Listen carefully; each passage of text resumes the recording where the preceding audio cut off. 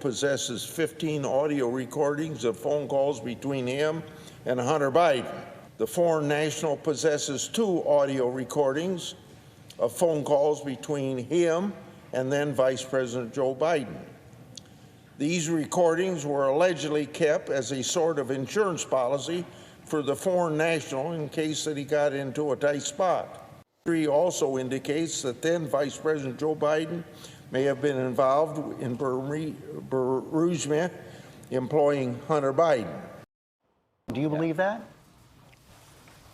Well, here's what I believe. We live in an America where if you're the Democratic candidate for president, Hillary Clinton, Secretary of State, you can set up a private server in your basement to conduct government business. And when an investigation is had about your activity, no, let me finish.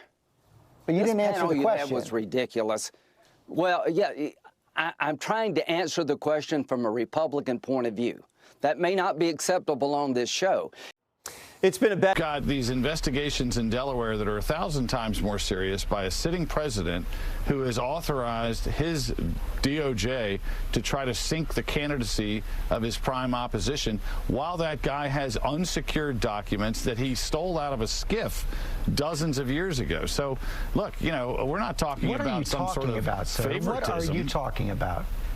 That is a ridiculous statement. There's this issue.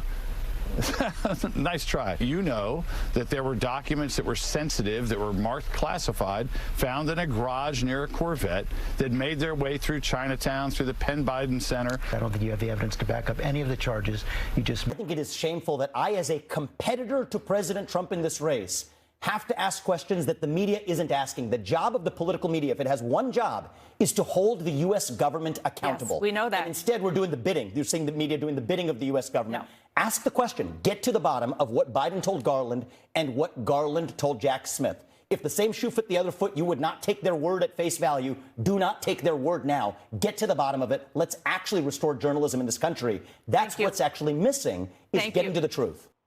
This truly is, Dana, is an affront to the rule of law. It's an affront to consistent application of the law. You had Secretary Clinton, who had classified material on a server. She was not president of the United States. She was Secretary Clinton. You have that happen. Nothing happens to her. When you have two people who do the same thing, and one has the standard that I've talked about, but the only one who gets indicted is the Republican. The only one who gets indicted is the one who was actually president, who did it the right way. Oh, my goodness. That is what the American people see.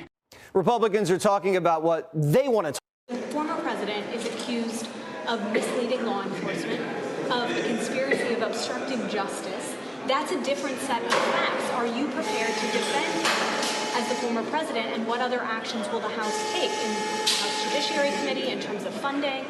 Are you prepared to defend your network, CNN? I'm answering your question. You could ask me any question you want, but I'm entitled to answer the question, okay? You can't put words in my mouth, even though your network can hire Andrew McCabe, who was fired from the FBI for leaking classified documents. Did you remove him from your network? No, you continue to put him on to give judgment against President Trump. So your network hires Clapper, who literally lied to the American public, one of 51 other individuals that had briefings and used it politically to tell the American public that a laptop was Russian collusion, even though it had all this information about the Biden administration. Are you prepared to get rid of those people from your network?